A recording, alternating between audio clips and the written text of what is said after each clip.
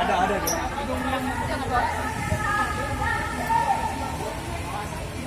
Anak-anak kami banyak yang terlempar tidak dapat sekolah. Bapak mungkin tidak merasakan karena anak-anak Bapak bersekolah di luar negeri. Kami yang jadi korban di sini karena pelaksanaan Pemprov sudah di rumah sakit. Bahkan ada efeknya sudah meninggal dunia. Jadi mohon ada yang salah di sini, seperti kata Pak Aris dari Komnas Perlindungan Anak yang independen ya, Bapak Ibu pasti tahu. Dia independen, tidak berpihak kemanapun, dan memang netral, tidak dibayar oleh negara. Tapi hari ini mereka berpihak dengan kita. Oke kawan-kawan, Bapak Ibu semuanya, saya dari MSGI Federasi Serikat Guru Indonesia, yang sama-sama kita punya kepentingan yang sama di sini. Betul tidak Bapak Ibu semuanya? Yang tidak bisa menunjukkan keadilan khusus yang di bidang pendidikan. Betul tidak Bapak Ibu? Termasuk pun itu. Ya, maksudnya terus. Kita kemarin demo di balai kota, betul Bapak Ibu? Dan ternyata pemimpin kita di sana akut kedatangan kita semua, betul Bapak Ibu? Membawa kantor di sana sehingga membuat kuping dia tertutup untuk mendengarkan aspirasi kita, betul Bapak Ibu?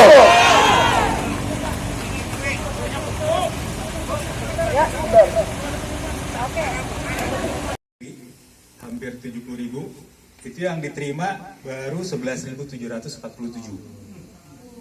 Jadi masih ada sisa 58.054 anak dengan sisa 30%. Itu prestasi dan itu.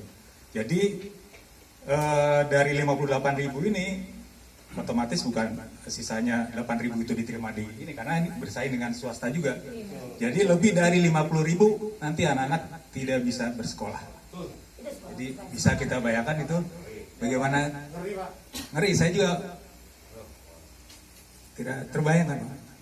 Di sekolah anak saya Pak, saya kira itu data ini valid. Kita yang dari online itu kita record semua karena kita sangat concern.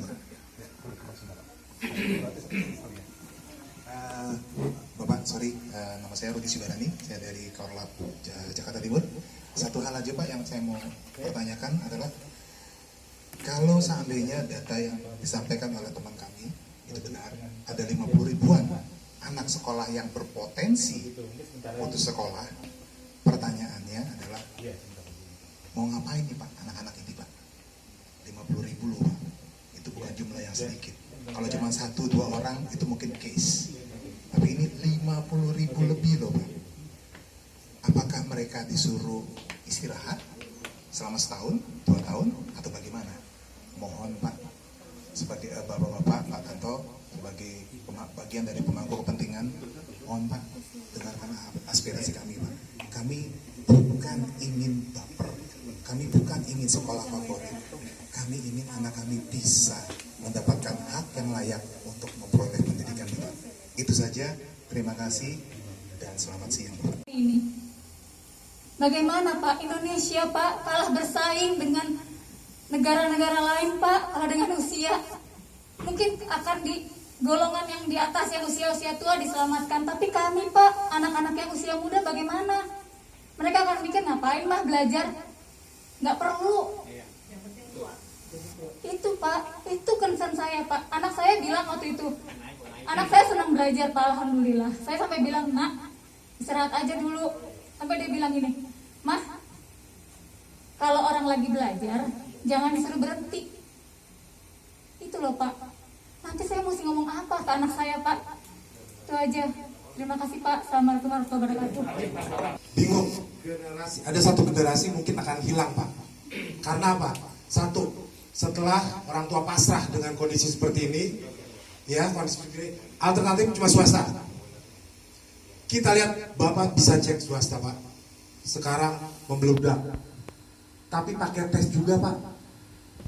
5 kelas nampung, yang daftar 500, 700. Sisanya mau kemana Pak? Tahun ajaran baru, kalau tidak salah itu tanggal 13 Juli. Penerimaan untuk swasta itu mulai tanggal 1 Juli untuk tapi ini belum jadi keputusan. Mereka nanti akan melihat angkanya dulu. Ini kan kita hasil diskusi kemarin. Akan menambah jumlah siswa dalam rombongan belajar. Rombongan belajar itu misalnya kalau menurut standar proses Pak, SMP itu kan 36 ya? Enggak, 328 ya. Kalau SMA itu 36. Nah nanti akan ditambah menjadi 40 misalnya. Tambah ya. Kemarin akan dicoba tapi baru mau dihitung dulu. Jadi mereka kan perlu hitung ruang kelas itu ada berapa ribu di JKI, kemudian nanti kalau tambah 4 misalnya dari 36 menjadi 40 bisa nampung berapa kan gitu. Mereka sedang hitung. Kemudian kalau mungkin nambah kelas tadi sedang dihitung juga katanya. Gitu. Itu jadi nambah siswa dalam sebuah rombongan belajar.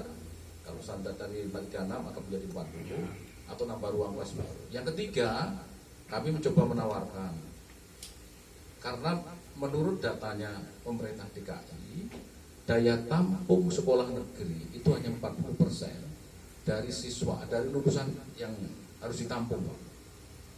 Jadi mereka buktinya begitu Pak. Sekolah negeri DKI itu hanya mampu menampung 48% dari lulusan SDMI madrasah itu. Tidak bisa Pak dipaksain kayak apa. Tidak mungkin lulusan semua itu masuk di negeri karena memang daya tampung sekolahnya itu hanya itu katanya. Hanya 48% Pak. Kemudian kalau ditampung semua nanti swasta juga protes katanya. Nah, kami menyarankan bagaimana kalau ditawarkan mungkin dari orang tua yang mungkin dekat di situ dengan swasta dimasukkan ke sekolah swasta, tetapi pemerintah daerah membantu KJP misalnya. KJP itu kartu Jakarta Pintar ya, ada bantuan lah gitu. Tapi dibayarkan ke sekolah swasta. Kami tawarkan. Nah, 3 hal itu yang sementara menjadi solusi yang kita tawarkan dan mereka agak cuma minta waktu untuk menghitung. Kalau sampai itu bisa daya tampungnya berapa. Tapi tadi Pak catatannya, ketika menginginkan semua masuk negeri itu nggak mungkin. Karena daya tampungnya hanya 48%. Artinya swasta juga harus kebagian. Ini yang disampaikan dari Bu Nahdiana kepada kami. Nah, kami kemarin agak sedikit memaksa Bu kalau bisa secepatnya diumumkan. Kebijakan keputusan itu diumumkan. Kami minta kemarin Sabtu bahkan, Bu bisa nggak Sabtu besok diumumkan atau Minggu diumumkan paling lambat.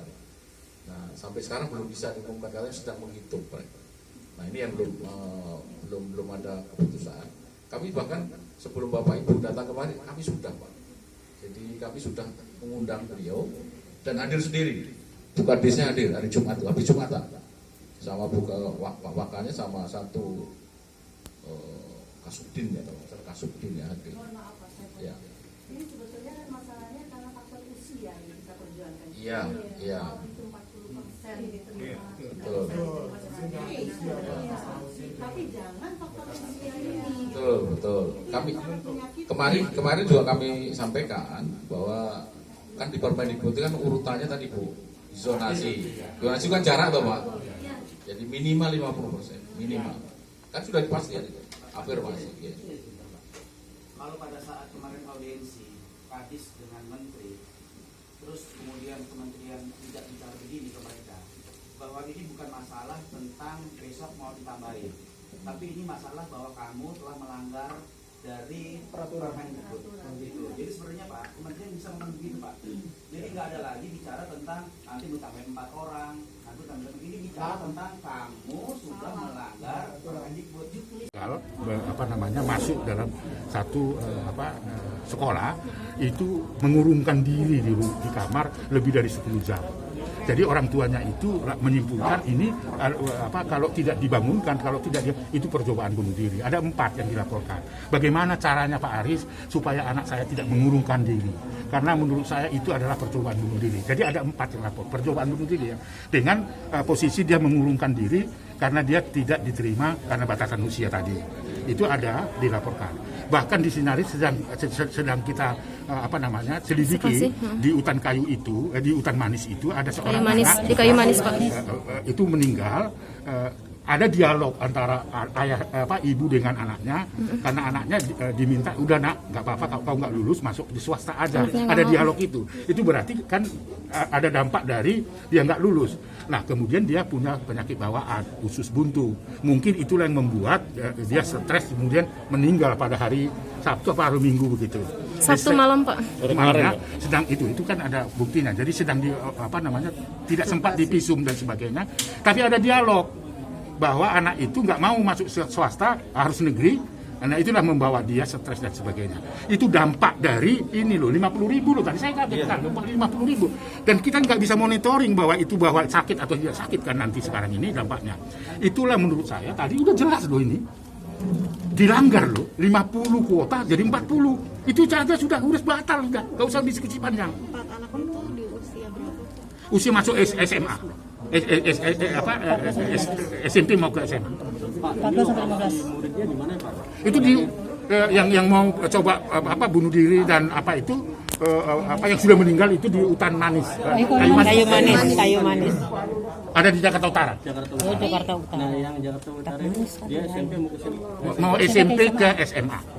Tapi itu dibaca dari dialog antara ibu dengan anaknya itu. Tapi artinya ketika meninggal itu karena usus buntu tadi ya Pak? Ada penyakit bawaan, tetapi ada dikaitkan itu karena ada dialog antara mereka karena tidak lulus. Ibunya mengatakan nak masuk swasta aja, nggak mau anaknya. Jadi ada dugaan ada hubungannya gitu. Ya pasti, sangat pasti. Asam lambung kamu Naik. makan. Jadi naik. saya tambahkan aja sedikit Pak. Silakan.